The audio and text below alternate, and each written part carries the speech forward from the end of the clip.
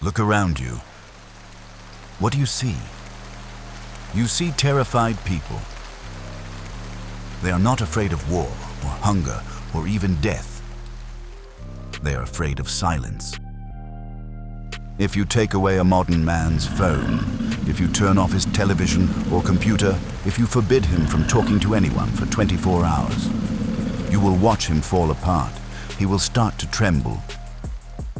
He will feel anxiety.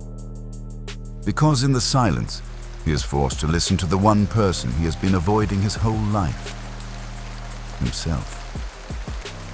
You are here because you feel something different. Perhaps you feel like you don't fit in.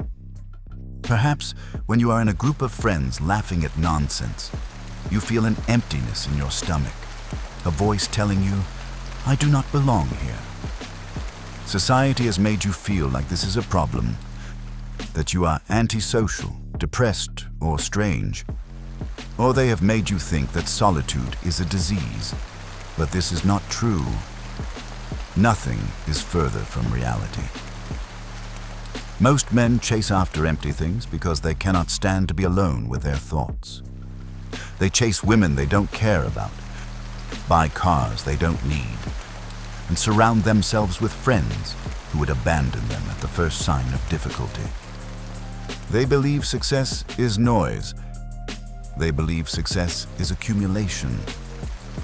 But as Friedrich Nietzsche said in his masterpiece, "Thus spoke Zarathustra," the philosopher who understood the true nature of human power.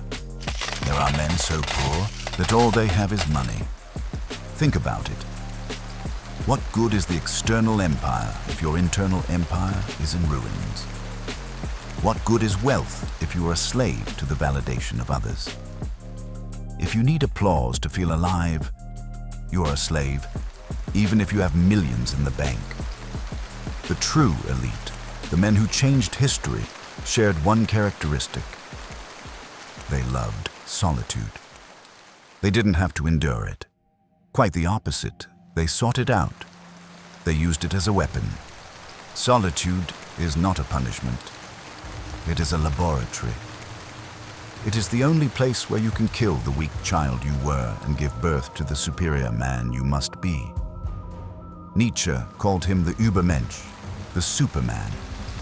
But the Superman is never born in the middle of a crowd. The crowd wants you mediocre. It wants you just like them. When you isolate yourself, you become dangerous. Dangerous because you stop needing. Dangerous because you start thinking for yourself. Dangerous because you become unpredictable. Today, we are not going to teach you how to make friends. We are going to teach you why being alone is your greatest tactical advantage. And to understand this, we must travel to feudal Japan, to the year 1604, to see how one man, using the power of isolation, destroyed an entire army. History remembers Miyamoto Musashi as the greatest swordsman who ever lived. But few analyze how he survived his most impossible test. It was the battle at Ichijoji Pine. The Yoshioka clan, humiliated by Musashi in previous duels, decided they would no longer play fair. Honor was dead to them. They only wanted blood. They gathered 70 men, archers, spearmen, swordsmen, 70 against 1. They challenged him to a duel, but it was an ambush, a public execution. Any sane man would have fled. Any man who depended on the strength of the group would have sought allies. But Musashi was alone, and that was his salvation. Musashi understood something the crowd ignored. The group is slow, the group is noisy, the group is overconfident. The lone man is fast, silent, and paranoid. Musashi arrived hours before the agreed time. He hid in the undergrowth, becoming part of the darkness. He waited in absolute silence. When the Yoshioka clan arrived, they were talking, making noise, sure of their numerical victory. They believed Musashi wouldn't show up, or that he would arrive late out of fear. The group mind is weak. They catch fear and they catch arrogance. Musashi, in his solitude, had a mind as clear as water. He didn't have to coordinate with anyone. He didn't have to protect anyone. He only had one objective: to cut off the serpent's head. At the perfect moment, Musashi leaped from the void. He did not attack the foot soldiers. He went straight for the leader, Matashichiro, and cut him down in a single move.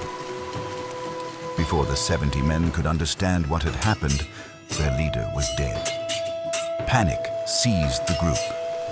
70 men hindering each other, yelling, clashing their weapons. Musashi used their confusion against them. He ran toward the rice fields, where the mud prevented the group from surrounding him, forcing them to attack him one by one. And in one-on-one, Musashi was God. He escaped alive. He destroyed the clan forever. What is the lesson here for you in the 21st century? Modern society is the Yoshioka clan. They are noisy, slow, and dependent. They move in a herd because they are afraid. You must be Musashi. Your solitude allows you to move faster. It allows you to learn skills they ignore while they are distracted on TikTok or at the bar. It allows you to arrive first. It allows you to attack the real objective while they argue among themselves. Being alone is not a weakness. It is the only way to move without friction in a world full of obstacles. Years after destroying the Yoshioka clan, Musashi did something few warriors do. He did not seek glory, nor riches, nor a position in the emperor's court. He retired to a cave called Reigando. He knew he would die soon. He had cancer. His body was failing him, but his mind was sharp and acute, like a sword. 7 days before his death, he wrote his final work. It was not a will of material goods because he owned nothing. It was a will of spirit. He called it the Dokkōdō, the path of solitude. There are 21 precepts, 21 rules for living like an untamed beast. We are not going to read them all today, but there are 3 that will destroy your need for modern validation. Precept number 1. Accept everything just the way it is. Most men live in denial. They complain about the economy. They complain about modern women. They complain about their height, their genetics, or their luck. Complaining is a way of asking for help. It is shouting at the universe, "Please make it easier for me." The man who walks alone does not complain. He observes. If it rains, he gets wet. If the economy collapses, he looks for an opportunity. If someone betrays him, he notes it down and moves on. Accepting reality is not surrendering. It is the first step to conquering it. While others cry about how the world should be, you dominate it just as it is. Precept number 2. Do not seek pleasure for its own sake. Your brain has been hijacked. Cheap dopamine. Society keeps you weak by giving you pleasure without effort. Do you want to see a naked woman? One click. Do you want high-calorie food? One call. Do you want entertainment? Swipe your finger. Musashi understood that pleasure weakens the fighting spirit. When you seek comfort, you avoid solitude because there is no distraction in solitude. Learn to be bored. Learn to sit in a chair doing nothing. In that boredom, your mind will start creating great ideas. Ideas of power, of money, of spirituality, of self-improvement, and all this with the sole purpose of escaping the boredom. Pleasure lulls you to sleep. Austerity wakes you up.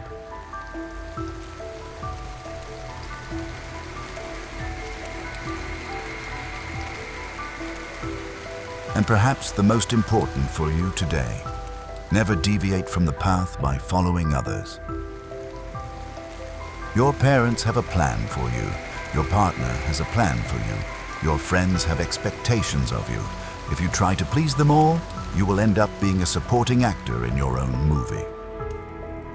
Musashi died alone in that cave, without family, without money.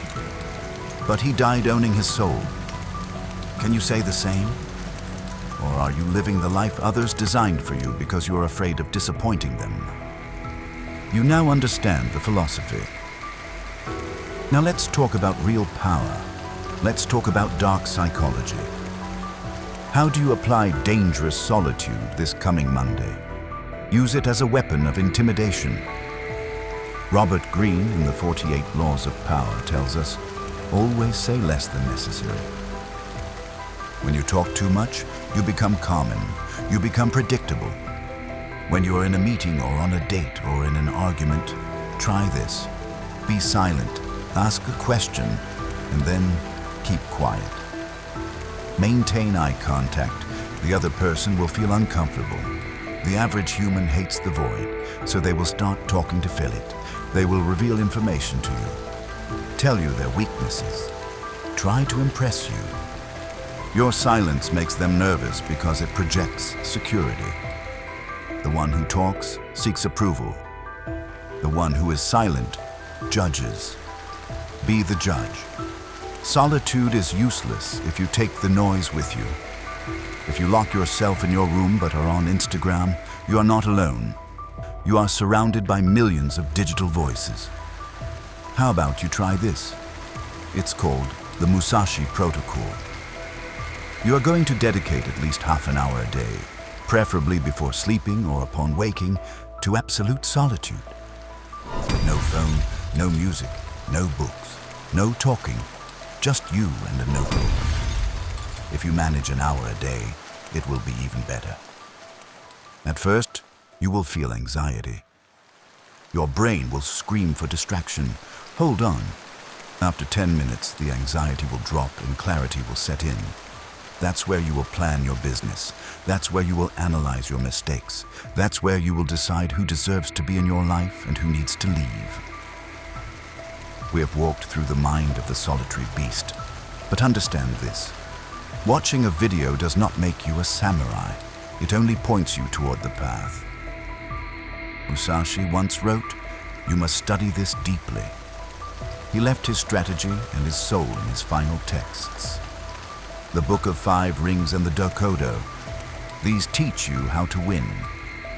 But to truly embrace the solitude of a higher man, to become the Übermensch, you must also feed your spirit. For that, you need the fire of Friedrich Nietzsche and his masterpiece. Thus spoke Zarathustra. These are not just books. They are the blueprints for the superior man.